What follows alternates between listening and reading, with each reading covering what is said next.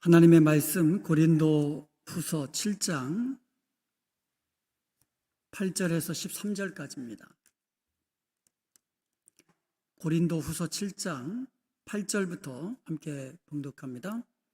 그러므로 내가 편지로 너희를 근심하게 한 것을 후회하였으나 지금은 후회하지 아니함은 그 편지가 너희로 잠시만 근심하게 한 줄을 알미라. 내가 지금 기뻐함은 너희로 근심하게 한 까닭이 아니요 도리어 너희가 근심함으로 회개함에 이른 까닭이라. 너희가 하나님의 뜻대로 근심하게 된 것은 우리에게서 아무에도 받지 않게 하려 함이라. 하나님의 뜻대로 하는 근심은 후회할 것이 없는 구원에 이르게 하는 회개를 이루는 것이요 세상 근심은 사망을 이루는 것이니라. 보라, 하나님의 뜻대로 하게 된 이 근심이 너희로 얼마나 간절하게 하며 얼마나 변증하게 하며 얼마나 분하게 하며 얼마나 두렵게 하며 얼마나 사모하게 하며 얼마나 열심 있게 하며 얼마나 벌하게 하였는가. 너희가 그 일에 대하여 일체 너희 자신의 깨끗함을 나타내었느니라. 그런즉 내가 너희에게 쓴 것은 그 불의를 행한 자를 위한 것도 아니요 그 불의를 당한 자를 위한 것도 아니요 오직 우리를 위한 너희의 간절함이 하나님 앞에서 너희에게 나타나게 하려 함이로다. 이로 말미암아 우리가 위로를 받았고 우리가 받은 위로 위에 디도의 기쁨으로 우리가 더욱 많이 기뻐함은 그의 마음이 너희 무리로 말미암아 안심함을 얻었음이라. 아멘. 여기 보면 이제 근심이라는 말이 많이 나오잖아요. 여러분은 보통 언제 근심을 하십니까? 우리가 이 땅에 살아가면서 하나님의 자녀지만 또 하나님의 말씀 늘 가까이 하고 또 기도하고 예배자의 삶을 살지만 그래도 이 세상은요 여러 가지 근심이 있습니다. 우리가 이 땅에 미국 땅에 살면서 먹는 거, 마시는 거, 입는 거 미국 땅이 워낙 풍족하기 때문에 그런 근심을 우리가 하지 않지요. 그렇지만 또 다른 나라, 또 가난한 나라, 그런 나라에서는 또 그것이 근심거리가 되기도 합니다. 그 대신 우리는요 어떤 것이 몸에 안 좋은가 이런 생각도 하고 또 자녀들로 인해서 또 근심하기도 하고 또 연약함으로 인해서 근심하게 되고 하여간 근심의 종류가 너무너무 많습니다. 그런데 오늘 본문에서는요 크게 두 가지 종류의 근심이 있다고 그래요. 첫 번째로는 세상 근심이 있고 또 하나는 하나님 뜻대로 하는 근심이 있습니다. 세상 근심, 제가 좀 전에 말씀드린 것은 전부 다 세상 근심이죠. 이런 세상 근심 외에 하나님 뜻대로 하는 근심이 있습니다. 세상 근심은 사망에 이르게 한다 그랬어요. 그렇지만 하나님 뜻대로 하는 근심은 구원에 이르는 회개에 이르게 하고 또 변화된 삶을 살게 하고 그런 말미암아 기쁨 있는 삶으로 이끌어간다라는 거예요. 그러므로 세상 근심은 하지 말아야죠. 그죠? 세상 근심은 사망으로 이끄는 거기 때문에 하지 말아야죠. 그렇지만 하나님 뜻대로 하는 근심은 우리에게 필요한 것이에요. 그러므로 오늘은요 우리에게 회개와 변화를 가져다 주고 또 우리를 구원으로 이끄는 하나님 뜻대로 하는 근심에 대해서 살펴보면서 말씀의 은혜를 나누도록 하겠습니다. 고린도후서 7장 5절에서 7절까지는요 바울이 마게도냐에서 환난과 다툼과 두려움 가운데 있을 때에 디도를 만나서 얻게 된 위로와 기쁨에 대해서 이야기하고 있어요. 그리고 나서 오늘 본문 7장 8절에서 13절 상반부까지는요 눈물의 편지를 받고 난 고린도 교회 성도들의 반응에 대해서 이야기하고 있습니다. 그건 한마디로 회개와 변화였습니다. 고린도 교회 성도들이 회개하고 변화된 모습을 디도 편에서 들은 거예요. 그러니까 디도를 만나서 고린도 교회 성도들이 바울의 그 고통스러운 눈물의 편지를 받고 회개했다라는 거예요. 그리고 변화되었다라는 거예요. 이런 보고를 받은 바울은요, 큰 위로를 얻고 큰 기쁨을 얻게 되었다라는 거예요. 그러므로 모든 말씀 사역자들은 같은 마음일 겁니다. 목회자들, 또 말씀을 증거하는 그런 사역자들, 또 외국에서 말씀을 증거하는, 복음을 증거하는 선교사님도 마찬가지고, 말씀을 듣는 성도들이 변화된 모습을 보는 것, 깨닫고 회개하고 변화된 모습을 보는 것, 이것이 바로 가장 큰 위로요, 기쁨인 것입니다. 그래서 말씀을 듣다 보면은요, 안 변한 것 같은데 조금씩 변화되어 가는 거예요. 그래서 1년 전보다는 오늘이 좀 더 말씀 위에 굳게 서고 믿음의 성숙한 모습을 보이는 거죠. 그런 모습을 볼 때마다 그것이 위로가 되고 기쁨이 되는 거예요. 그런데 변화되지 아니하고 아무리 말씀을 먹어도 변화되지 아니하고 믿음의 성숙함이 보이지 않고 오히려 믿음의 퇴보가 있다면 그거야말로 이 가장 큰 근심이고 또 고통이죠. 마음의 근심이죠. 근데 바울이 고린도 교회 성도들에게 눈물의 편지를 보냈는데 그들이 그 말씀을 받은 거예요. 그리고 회개하고 변화된 모습을 보면서 바울이 큰 위로와 기쁨을 얻은 것을 기록한 것이 오늘 본문의 말씀입니다. 사실 바울이 고통스러운 방문을 했다 그랬잖아요. 이제 고린도 전서를 디모데편에 보냈는데 거기서 들려오는 소식이 오히려 안 좋은 소식들이 들려오는 거예요. 특별히 바울에 대해서 잘못된 인포메이션을 주면서 사도가 아니다, 그의 가르침은 참복음이 아니다, 뭐 이러면서 거짓 교사들이 막 선동을 하는데 거기에 휩쓸리게 되고, 또 바울이 말씀을 통하여서 고린도 교회의 여러 가지 문제점들, 잘못된 점, 죄악들을 지적하면서 변화받기를 원했는데 그런 모습들이 보이지 않자 직접 방문했다 그랬죠. 직접 방문했다가 이게 오히려 안 좋은 결과가 난 거예요. 거기서 거짓 교사들과 그들에게 동조한 그 사람들이 합세해가지고 다툼이 일어난 거예요. 바울을 대적한 겁니다. 그래서 바울이 큰 상처를 입고 왔어요. 이런 상황 속에서 이제 에베소로 돌아와가지고 눈물의 편지를 써가지고 디도편에 보냈다 그랬어요. 이 눈물의 편지, 아주 엄한 하나님의 말씀으로 명령하는 그런 편지입니다. 눈물로써 고린도 교회 성도들을 위하는, 사모하는 마음, 그들을 위하는 마음으로 정말 눈물로 간절하게, 그렇지만 엄격하게, 엄중한 편지를 써서 보낸 겁니다. 그때만 해도 바울의 마음에 큰 부담감이 있었어요. 2장 4절에 의하면은요, 큰 눌림과 걱정이 있어 많은 눈물로 편지를 썼다 그랬어요. 그러니까 편지를 쓸 당시만 해도 많은 걱정이 있는 거예요. 그리고 마음에 큰 눌림, 부담이 있는 거예요. 그리고 7장 5절에 보면은요, 내면에 큰 두려움이 있다 그랬거든요.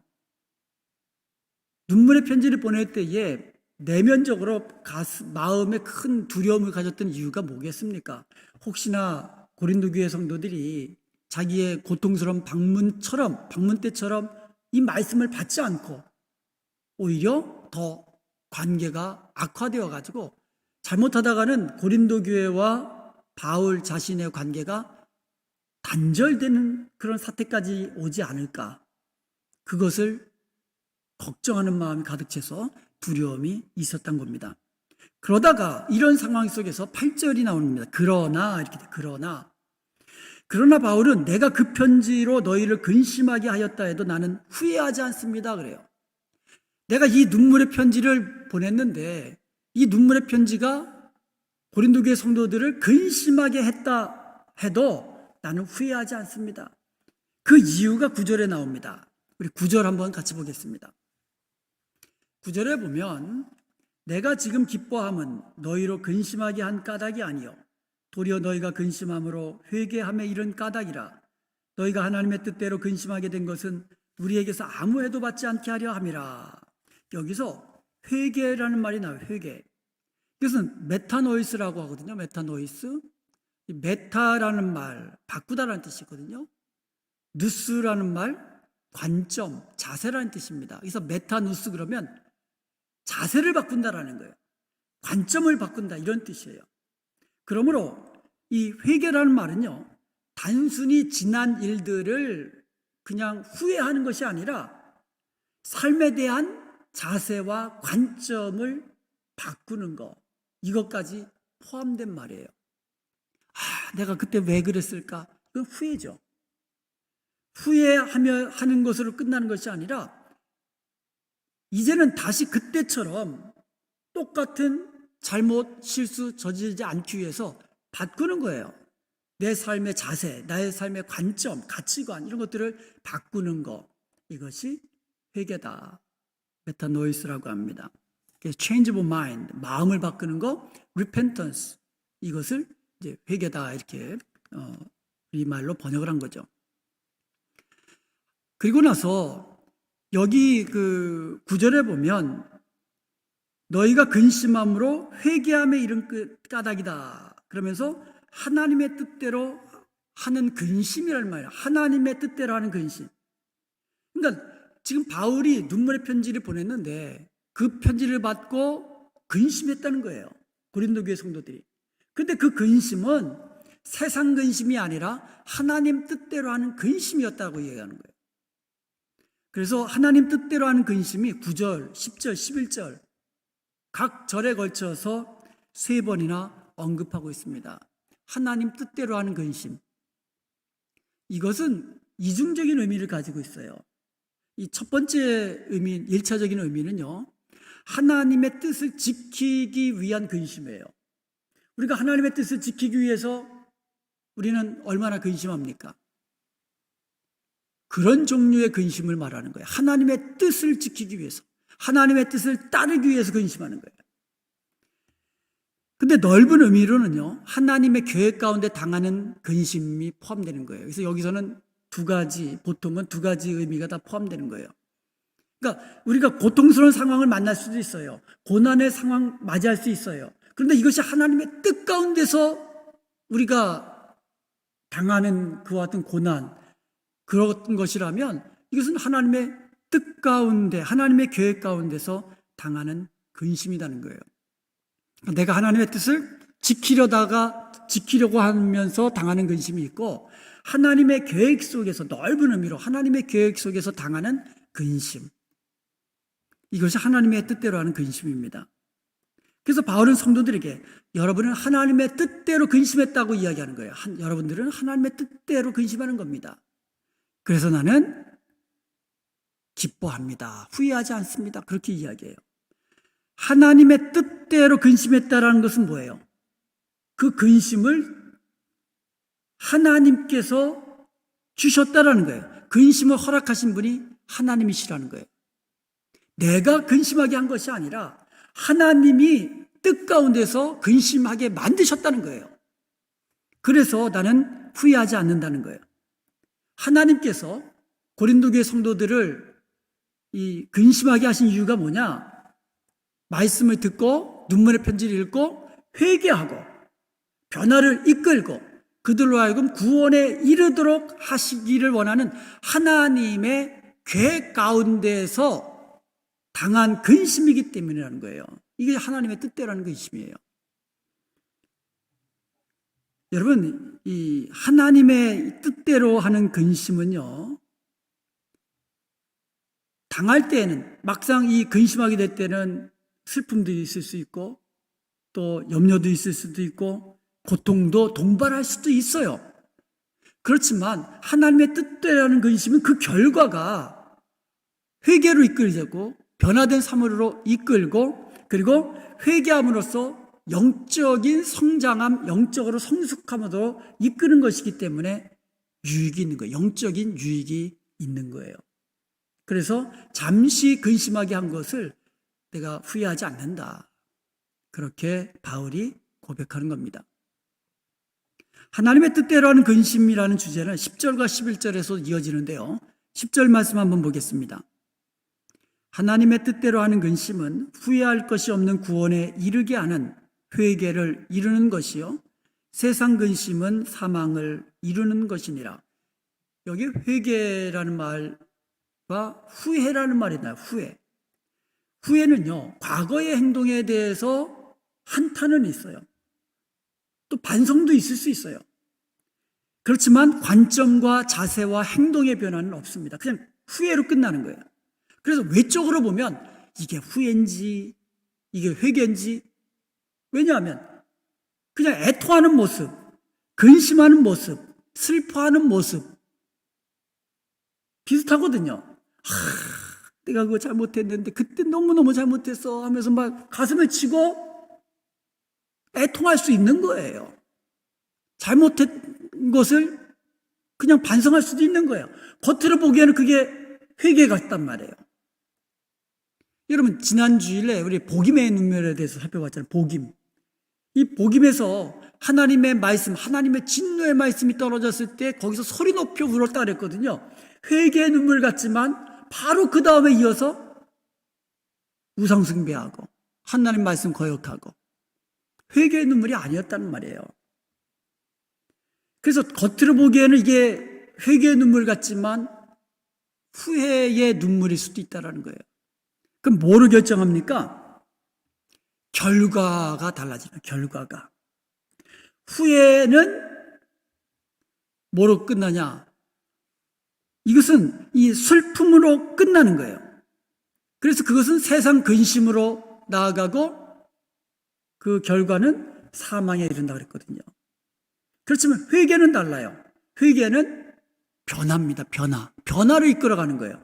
내 삶의 변화, 내 삶의 태도의 변화, 내 삶의 가치관의 변화, 나의 삶에 있어서 행동의 변화, 이것을 이끌어내는 것이 회개라는 거예요. 그래서 하나님의 뜻대로 하는 근심은 구원함으로 이끄는 거예요. 후회할 것이 없는 회개로 이끌어가는 거예요. 그래서 그 결과는 구원이라는 결과로 이끌어가는 거예요. 이게 결과가 너무너무 달라요. 세상적 근심은요, 하나님의 뜻대로 하는 근심과 달라요. 그래서 세상 근심은 사망으로 이끌지만 하나님의 뜻대로 하는 근심은 구원에 이르는 회개로 우리를 이끌어 가는 거예요. 그래서 우리가 후회하는 것이 아니라 회개해야 되고요. 세상 근심이 아니라 하나님의 뜻대로 하는 근심으로 가져야 한다는 것이죠. 하나님의 뜻대로 하는 근심은 필요한 거예요. 내가 좀 더 하나님을 섬겼어야만 하는데, 하나님의 뜻대로 저 사람에게 정말 복음의 말씀 가지고 좀 더 전도해서 정말 그 하나님 전으로 이끌어오지 못하는 그런 안타까움, 이런 종류의 근심은 필요하잖아요. 그래야 더 열심히 전도하고 더 열심히 섬기고 더 맡은 직분 감당하기 위해서 또 하나님 앞에 매달리고 능력 얻기 위해서 기도하고, 하나님 뜻대로 하는 근심이 필요한 거예요. 또 내가 잘못했을 때에 하나님의 말씀으로 내가 지적받을 때에 근심하게 되는 것은 우리로 하여금 회개함으로 이끌기 때문에 이런 종류의 근심은 필요하다는 것이죠. 하나님의 뜻대로 하는 근심은 구원에 이르는 회개로 이끌기 때문에 우리에게 필요한 것입니다. 자, 그러면 고린도 교회 성도들이요, 바울의 눈물의 편지를 받았잖아요. 그리고 들었잖아요. 그리고 나서 회개로, 그러니까 구원에 이르는 회개함으로 이끌었다 그랬어요. 자, 그러면 회개는 후회와 다르다 그랬죠. 뭐가 다르다 그랬어요? 변화. 그러니까 고린도 교회 성도들이 회개하고 변화된 모습을 보인 거예요. 그 변화된 모습을 보였기에 디도가 그 모습을 통해서 디도가 위로를 받았고 디도가 큰 그 기쁨을 얻었어요. 그리고 바울에게 가가지고 보고함으로써 바울도 위로를 받았고 기쁨을 얻은 거예요. 자, 그렇다면 어떤 변화된 모습을 보였을까요? 고린도 교회 성도들이 회개했어요? 변화됐어요? 어떻게 변했는가? 그게 11절이에요. 보라, 하나님의 뜻대로 하게 된 이 근심이 너희로 얼마나 간절하게 하며 바울의 이 편지를 보고 듣고 변화된 모습, 그 첫 번째가 얼마나 간절하게 하며, 그러니까 아주 간절한 모습으로 바뀌었다는 거예요. 어떤 종류의 간절함입니까? 바울의 그 혹독한 편지를 받고 잠시 근심했어요. 그렇지만 그들은 그 근심이 그들로 하여금 하나님과 바울과의 관계를 회복시키고자 하는 간절함으로 변화되었다는 거예요. 그 편지가 이 고린도 교회 성도들을 영적으로 더 한 단계 성장시켰다는 거예요. 하나님과의 관계, 더 깊은 관계로 나아가기 원하고 바울과 더 깊은 온전한 신뢰할 수 있는 관계로 나아가기 위한 그 간절한 모습으로 바뀌었다라는 거예요. 우리에게도 이런 간절한 모습이 있기를 바랍니다. 하나님 앞에서 정말 간절함으로 예배하고 간절함으로 기도하고 간절함으로 말씀 듣고 배우고, 우리에게 필요한 것도 이러한 간절함 아니겠습니까? 그 다음에 또 어떻게 변했습니까? 얼마나 변증하게 하며, 그전에는요 거짓 교사들 편에 서가지고 바울과 대적했잖아요. 그런데 변화돼가지고 이번에는 바울 편에 서가지고 바울의 입장에서 바울을 변호하는 자세로 바뀌었다라는 거예요. 그리고 얼마나 분하게 하며, 바울을 비난하는 자들, 그들의 특별히 그 불의를 행하는 자들에 대해서 이 분노함, 어떻게 보면 이 분노함을 가진 거예요. 누구에 대해서? 교회를 어지럽히고 거짓 복음으로 이 잘못된 복음을 가르치는 그들에 대해서 분노하기 시작한다는 거예요. 그 불의를 행하는 자들, 바울을 대적하고 오히려 바울을 대적하기 위해서 또 사람들을 자기 편으로 모으고, 이런 이 자들에 대해서 이제는 이 분노가 있다는 거예요. 뒷짐지고 있지 않는다는 거예요. 어떻게 보면 하나님 편에서 오히려 의를 행하고자 하는 그들의 마음 더 깊어졌다는 겁니다. 그리고 얼마나 이 두렵게 하며, 이 두려운 마음은요 자신의 내면에 대해서와 하나님에 대해서 두려움을 가지게 되는 거예요. 자신의 내면은 뭐냐면 내 내면 깊은 곳에 이 잠재되어 있는 불의를 행하는 모습, 나는 이만하면 됐다라고 생각했는데 내 믿음, 평생 교회 생활하면서, 평생 하나님 말씀 가까이 하면서, 평생 예배를 드리면서, 평생 이 신앙생활 하는 나, 이 정도면 내 믿음이 성숙했고, 그 다음에 내 내면도 깨끗해지고 우리 예수님의 닮은 모습으로 많이 변화됐다고 생각했는데 내 내면에는 아직도 불의한 모습이 남아있다라는 거예요. 아직도 이 귀가 엷어가지고, 그리고 참된 진리 위에 굳게 서지 못해가지고 참된 말씀과 거짓된 말씀을 이거를 구분하지 못하고, 누가 참된 종인가 그것을 분별하지 못했던 이 자신의 그 성숙하지 못하고 불의한 모습, 남아있는 모습들, 이런 것들에 대해서 어쩌면 두려움을 가지는 거예요. 그러면서 또 하나님 편에 대해서도 두려움을 가지게 되는 겁니다. 하나님을 향한 두려움. 이것은 하나님을 경외하는 거라고 그랬거든요.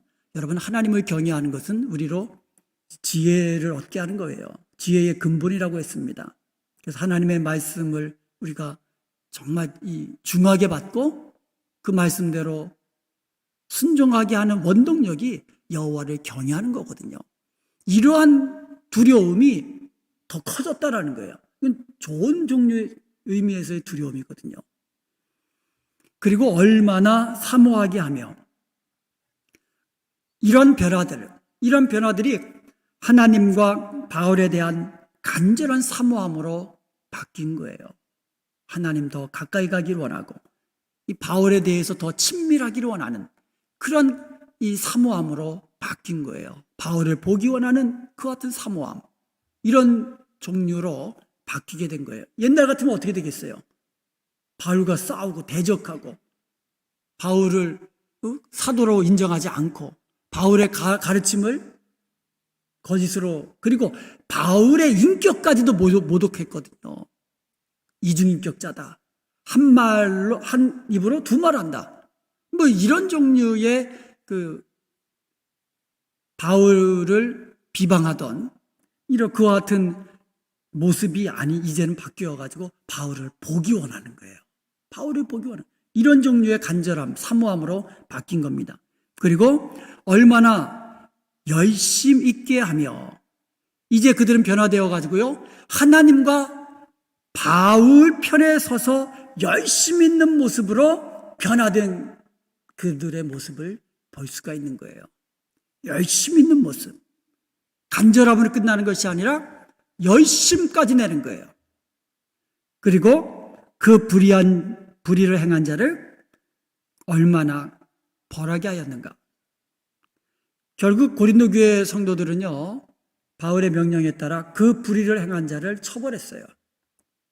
내키진 않겠지만, 여러분, 다른 사람을 처벌한다는 게 내키지 않잖아요. 그렇지만 바울의 명령을 따라 이 처벌하고는 바울 편에 서서 이렇게 회복된 회개의 모습을 보였다는 것이죠. 이렇게 변화된 모습, 이렇게 변화된 모습을 보고 바울은 그들을 칭찬하는데, 그들 가운데 참다운 회개의 열매가 있는 것을 칭찬한 거예요. 후회하는 것을 칭찬한 것이 아니라 진정한 회개의 모습을 보인 것에 대해서, 회개의 열매를 보인 것에 대해서 칭찬한 거예요. 고린도서 7장 11절 하반절에 보면 너희가 그 일에 대하여 일체 너희의 자신의 깨끗함을 나타냈느니라. 이제 깨끗함을 회개하고 변화되어서 깨끗한 모습으로 나타냈다는 거죠. 여기서 깨끗하다, 이 말은요, pure, 거룩한, 순전한이라는 뜻이에요. 이것은 윤리적인 것뿐만 아니라 제의적, 의식적 이런 말이거든요. 제의적. 그러니까 하나님 앞에서나 어떤 의식적인 관계에 있어서, 그리고 윤리적인 도덕적인 관계에 있어서 순전한 모습으로 바뀌었다라는 거예요. 하나님 보시기에도 거룩하고 순전한 모습으로, 다른 사람들과 관계 속에서 의식적으로, 윤리적으로, 도덕적으로 거룩한 모습, 그 다음에 순전한 모습을 보였다라는 거예요. 이것을 이제 칭찬하는 거예요. 그러면서 12절에 이렇게 이야기합니다. 그런즉 내가 너희에게 쓴 것은 그 불의를 행한 자를 위한 것도 아니요, 그 불의를 당한 자를 위한 것도 아니요, 오직 우리를 위한 너희의 간절함이 하나님 앞에서 너희에게 나타나게 하려 함이라. 여기서 바울은요, 자기가 눈물의 편지를 보낸 그 이유를 결과론적인 입장에서, 측면에서 설명을 합니다. 그러니까 지금 눈물의 편지를 보냈잖아요. 보낼 당시에는 근심이 있었어요. 두려움이 있었어요. 그런데 그 결과가 회개에 이르고 변화된 삶으로 이끌고 구원에 이르도록, 이런 결과, 좋은 결과, 아름다운 결과를 보면서 내가 너에게 이 편지를 쓴 것은 하면서 그 이유를 결과론적에서 다시 설명을 하는 거예요. 결과적으로 내가 여러분에게 편지를 보낸 것은 그 불의를 행한 자도 아니고 그 불의를 당한 자를 위한 것도 아니라고 이야기합니다. 그러면서 너희를 위한 것이다 라고 이야기합니다. 여기서 문장 구조가요, A도 아니고 B도 아니고 C다 이렇게 되는 거예요. A도 아니고 B도 아니고 C다. 이것은 뭡니까? A와 B가 아니다라는 말이 아니에요. 그러니까 완전히 A와 B를 부정하는 게 아니에요. 내가 쓴 이유는 A도 아니고 B도 아니고 C다라는 말은 A와 B라는 측면도 있지만 C를 강조하기 위한 수사학적인 이 문장이에요. 자, 그러면 불의를 행한 자는 누구겠어요? 바울이 방문했을 때 고통스러운 방문 그 기간 중에 바울을 대적하고 바울을 모욕한 그 사람이 불의를 행한 자죠. 이 사람 위해서도 아니라는 거예요. 내가 편지를 쓴 거는. 그리고 불의를 당한 자가 누구예요? 고통스러운 방문 중에 모욕을 받고 상처를 받은 바울. 나를 위해서 이거 쓴 거 아니다. 오직 너희를 위해서 썼다. 너희로 하여금 회개케 하고 너희로 하여금 변화케 되어서 구원에 이르는 이 회개에 이르도록 이 편지를 쓴 것이다. 이렇게 이야기를 한 겁니다. 그래서 이 편지를 쓴 목적, 눈물의 편지를 쓰고 이 편지를 쓴 목적이 뭐라고요? 고린도 교회 성도들을 위해서. 그 불의를 당한 자를 처벌하라. 이거의 근본 목적이 아니라는 거예요. 그리고 교회 앞에서 이 불의를 당한 자, 모욕을 당한 바로 나의 명예를 회복시켜 달라. 그런 측면도 있지만 그것이 주된 목적이 아니라는 거예요. 이 편지를 읽고 읽는 고린도 교회 성도들로 하여금 회개함에 이르게 하고 변화된 삶으로 이끌게 하기 위한 것. 바로 고린도 교회 성도들 전체를 하나님 앞에서 올바르게 세우기 위함이다. 이렇게 이야기를 하고 있는 것입니다. 고린도후서 7장 13절에 보면, 상반절에 보면 이로 말미암아 우리가 위로를 받았고, 이로 말미암아, 이것은 이제 오늘 본문 전체를 말하는 거죠. 이로 인해서. 그러니까 바울이 디도를 만나가지고 소식을 들었습니다. 어떤 소식이요? 눈물의 편지를 받고는 회개하고 또 변화된 모습을 보였다는 거. 그래서 디도가 큰 위로와 기쁨을 얻었다는 거. 이와 같은 것들이 전부 다 바울로 하여금 큰 위로를 얻게 했는데, 근데 뭐라고 말합니까? 이로 말미암아 우리가 위로를 받았고, 수동태예요. 하나님께로부터 위로를 받았다라는 뜻이에요. 하나님께로부터. 여러분, 우리가 살다 보면 처음에 말씀드렸지만 근심거리 많거든요. 우리가 살다 보면 어떻게 하나님 뜻대로 하는 근심만 합니까? 세상 근심도 하잖아요. 그렇잖아요. 세상 근심 아주 없는 사람이 어디 있습니까? 세상 근심도 하잖아요. 세상 근심도 마찬가지고 하나님의 뜻대로 하는 근심도 마찬가지고 우리가 위로를 받아야 되는데 세상 사람들로부터 위로를 받기를 기대하면 우리가 실망할 때가 많아요. 그렇지만 위로의 하나님으로부터 우리가 위로를 받게 된다면 우리가 힘을 얻게 되고 그 힘으로 우리는 하나님께서 맡겨주신 사명을 위해서 더 힘있게 우리가 살아갈 수 있는 거예요. 하나님께로부터 위로를 받기 위해서 더 하나님 가까이 나아가고 더 하나님 친근히 하면서 그렇게 하나님이 주시는 위로와 격려로 힘을 얻으십시다. 세상 사람들로부터 또 내 주위의 사람들로부터 위로를 얻고자 하는 마음, 물론 그것도 필요하겠죠. 그렇지만 진정한 위로는 하나님께로부터 얻는다는 사실을 기억하고 힘들고 어렵고 마음에 또 두려움도 있고 또 고통도 있고 슬픔도 있을 때에 하늘의 하나님, 위로의 하나님 바라보시고 또 하나님께서 주시는 위로를 얻고 기쁨을 회복하는 저와 여러분 되시기를 주님의 이름으로 간절히 축원드립니다.